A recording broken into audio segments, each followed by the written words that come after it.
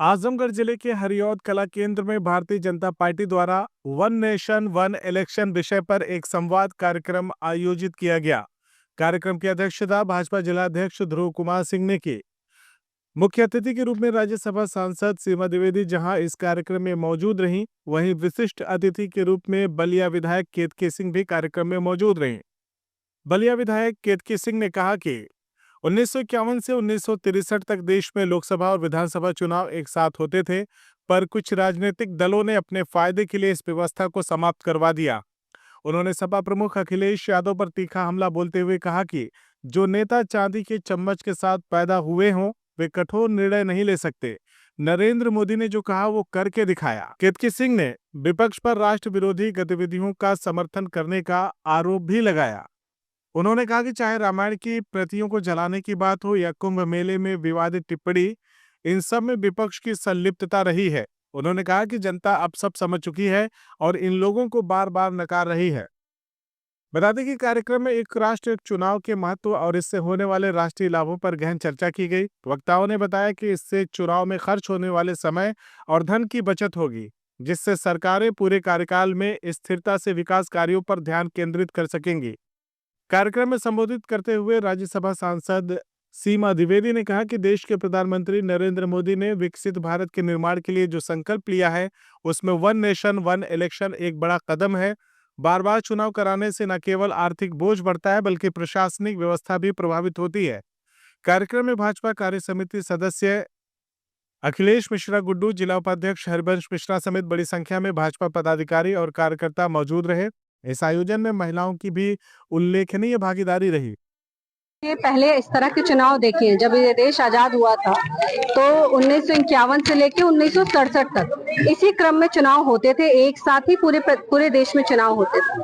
परंतु ये जो राजनीतिक पार्टियां हैं, कुछ राजनीतिक पार्टियां, वो अपने लालच में इन्होंने इसको तोड़ा और अपने अपने स्वार्थ के हिसाब से ये चुनाव कराने लगे। इस तरह के चुनाव जो हर साल जो देश चुनाव झेलता हो, वो देश विकास नहीं कर सकता, असंभव है उसका विकास करना। और हम बात कर रहे हैं विकसित देश बनने की, तो उसके लिए सर्वप्रथम तो हमें जो चुनाव पर अतिरिक्त व्यय हो रहा है उसको रोकने की जरूरत है। जो मैन फोर्स हम यूज कर रहे हैं, रिसोर्सेज यूज कर रहे हैं, उसको रोकने की आवश्यकता है। और एक बार में ही जब चुनाव होगा तो ये सारी चीजों को हम लोग सही तरीके से इस्तेमाल कर पाएंगे और एक सही परिणाम पा पाएंगे। समाजवादी पार्टी के राष्ट्रीय अध्यक्ष कह रहे हैं कि ये तो महंगाई और बेरोजगारी से ध्यान भटकाने के लिए भाजपा का एक प्लान है। नहीं, मुझे लगता है कि अखिलेश यादव जी को पहले ये जानना पड़ेगा कि जब वो जिसको समर्थन देते थे, कांग्रेस पार्टी को, ऊपर से अंदर से पता नहीं कहां से वो समर्थन दिया करते थे, उस समय इस देश की क्या हालत थी। आज इस देश में एक सशक्त नेतृत्व श्रीमान नरेंद्र मोदी जी के रूप में है और ऐसे कठोर निर्णय लेना ये अखिलेश बाबू के बस की बात नहीं है। वो बबुआ है, बबुआ बने रहे। मुंह में जो चांदी का चम्मच लेकर पैदा होता है वो कठोर निर्णय नहीं कर सकता, चाहे वो श्रीमान राहुल गांधी हो या अखिलेश यादव हो। यह काम सिर्फ एक धरती का पुत्र नरेंद्र मोदी ने निर्णय लिया, वो करके दिखाएंगे। आप कह रहे हैं बबुआ है, देश की तीसरे सबसे बड़ी पार्टी है जिसने लोकसभा में चुनाव जीत किया। हाँ, तभी तो बबुआ है ना भाई। उन्होंने क्या किया, उनके पिताजी ने कठोर परिश्रम करके एक पार्टी खड़ी की, और जिसका जैसे इन पार्टियों में होता है भाई, अब अगर सपा में है तो मुलायम सिंह के बाद अखिलेश यादव बनेंगे, और अगर कांग्रेस में है तो सोनिया गांधी के बाद राहुल गांधी बनेंगी। तो ये बबुआ ही लोग तो है। इन लोगों ने जब जमीन पर परिश्रम किया होता और ये जाना होता कि जनता की नब्ज क्या है, तो जनता इनको इस तरह हर बार हर चुनाव में इनको मुंह की नहीं दिखाती।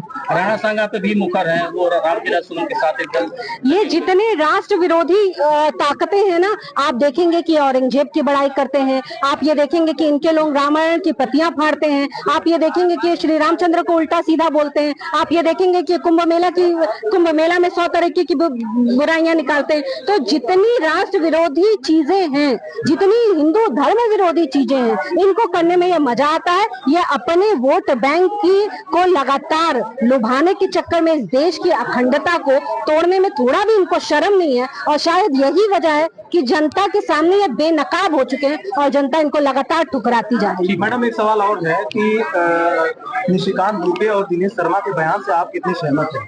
ये जानना चाहेंगे। अब मुझे सुप्रीम कोर्ट को लेकर के जिस तरीके से उनका बयान आया था, देखिए, मुझे नहीं पता कि श्रीमान निशिकांत दुबे जी ने क्या वक्तव्य दिया है, और जब तक मुझे पता नहीं है मैं इस पे कोई टिप्पणी कर नहीं सकती हूँ। इस देश की सर्वोच्च न्यायालय है सुप्रीम कोर्ट, और हम सबका उनके प्रति पूरा विश्वास है। मैडम आजमगढ़ में एक भाजपा कार्यकर्ता, दलित कार्यकर्ता है, उसके साथ अभद्रता की गई है आजमगढ़ में, इसको लेकर के आपको कुछ रिएक्शन है?